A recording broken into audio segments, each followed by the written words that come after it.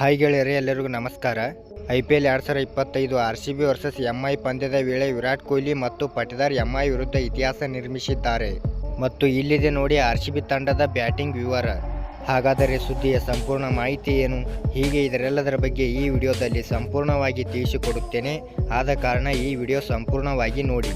ಆದರೆ ಅದಕ್ಕೂ ಮುನ್ನ ನೀವು ಕೂಡ RCB ಅಭಿಮಾನಿಗಳಾಗಿ ಈ ವಿಡಿಯೋ ನೋಡುತ್ತಿದ್ದರೆ ಈ ವಿಡಿಯೋಕ್ಕೊಂದು ಲೈಕ್ ಮಾಡಿ ಮತ್ತು ಇಂಥ ಹೊಸ ಅಪ್ಡೇಟ್ಗಳಿಗಾಗಿ ನಮ್ಮ ಚಾನಲನ್ನು ಸಬ್ಸ್ಕ್ರೈಬ್ ಮಾಡಿ. ಹೌದು, ಮುಂಬೈ ವಾಂಖೇಡೆ ಕ್ರೀಡಾಂಗಣದಲ್ಲಿ ನಡೆಯುತ್ತಿರುವ ಮುಂಬೈ ಇಂಡಿಯನ್ಸ್ ವಿರುದ್ಧದ ಪಂದ್ಯದಲ್ಲಿ ರಾಯಲ್ ಚಾಲೆಂಜರ್ಸ್ ಬೆಂಗಳೂರು ಬೃಹತ್ ಗುರಿ ನೀಡಿದೆ. ನಾಯಕ ರಜತ್ ಪಟಿದಾರ್ ಹಾಗೂ ಮಾಜಿ ನಾಯಕ ವಿರಾಟ್ ಕೊಹ್ಲಿ ಸಿಡಿಸಿದ ಅರ್ಧಶತಕದ ನೆರವಿನಿಂದ ಮುಂಬೈಗೆ ಗೆಲ್ಲಲು 226 ರನ್ಗಳ ಕಠಿಣ ಟಾರ್ಗೆಟ್ ನೀಡಿದೆ. ನಿಗದಿತ 20 ಓವರ್ಗಳಲ್ಲಿ RCB 5 ವಿಕೆಟ್ಗಳಿಗೆ 221 ರನ್ ಗಳಿಸಿತು. ಇನ್ನು ಬೆಂಗಳೂರು ಪರ ಸ್ಟಾರ್ ಬ್ಯಾಟ್ಸ್ಮನ್ ವಿರಾಟ್ ಕೊಹ್ಲಿ 67 ಮತ್ತು ನಾಯಕ ರಜತ್ ಪಟಿದಾರ್ 64 ಅರ್ಧಶತಕ ಬಾರಿಸಿದರು. ಮುಂಬೈ ಪರ ಟ್ರೆಂಟ್ ಬೋಲ್ಟ್ ಮತ್ತು ನಾಯಕ ಹಾರ್ದಿಕ್ ಪಾಂಡ್ಯ ತಲಾ 2 ವಿಕೆಟ್ ಪಡೆದರು. ವಿಶ್ಲೇಷ್ ಪೂರೂರ್ 1 ವಿಕೆಟ್ ಪಡೆದರು. ಜನವರಿ ನಂತರ ಸ್ಪರ್ಧಾತ್ಮಕ ಕ್ರಿಕೆಟ್ಗೆ ಮರಳಿದ ವೇಗಿ ಜಸ್ಪ್ರೀತ್ ಬುಮ್ರಾ 29 ರನ್ ಮಾತ್ರ ಬಿಟ್ಟುಕೊಟ್ಟದ್ದಾದರೂ ವಿಕೆಟ್ ಪಡೆಯುವಲ್ಲಿ ವಿಫಲರಾದರು.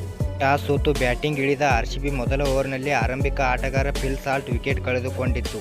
ಆದರೆ ಮತ್ತೊಬ್ಬ ಆರಂಭಿಕ ಆಟಗಾರ ವಿರಾಟ್ ಕೊಹ್ಲಿ 42 ಎಸೆತಗಳಲ್ಲಿ 8 ಬೌಂಡ್ರಿ 2 ಸಿಕ್ಸರ್ ಭರ್ಜರಿ ಅರ್ಧಶತಕ ಸಿಡಿಸಿ ಆರಂಭಿಕ ಆಘಾತದಿಂದ ಪಾರು ಮಾಡಿದರು. ಕೊಹ್ಲಿ ಯುವ ಆಟಗಾರರ ಪಡಿಕ್ಕಲ್ ಜೊತೆಗೆ 2ನೇ ವಿಕೆಟ್ ಜೊತೆಯಾಟದಲ್ಲಿ 91 ರನ್ಗಳ ಜೊತೆಯಾಟ ನೀಡಿದರು. ಪಡಿಕ್ಕಲ್ ಕೇವಲ 22 ಎಸೆತಗಳಲ್ಲಿ 2 ಬೌಂಡ್ರಿ 3 ಸಿಕ್ಸರ್ಗಳ ಸಹಿತ 37 ರನ್ ಗಳಿಸಿ ಔಟಾದರು. ನಂತರ ಅಬ್ಬರಿಸಿದ ಕೊಹ್ಲಿ ಜೊತೆ ಸೇರಿದ ನಾಯಕ ರಜತ್ ಪಟಿದಾರ್ 48 ರನ್ಗಳ ಜೊತೆಯಾಟ ನೀಡಿದರು.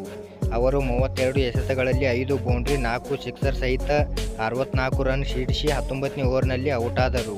ಕೊನೆಯಲ್ಲಿ ಅಬ್ಬರಿಸಿದ ವಿಕೆಟ್ ಕೀಪರ್ ಜಿತೇಶ್ ಶರ್ಮಾ 19 ಎಸೆತಗಳಲ್ಲಿ 2 ಬೌಂಡ್ರಿ 4 ಸಿಕ್ಸರ್ ಸಹಿತ ಅಜೇಯ 40 ರನ್ ಗಳಿಸಿದರು.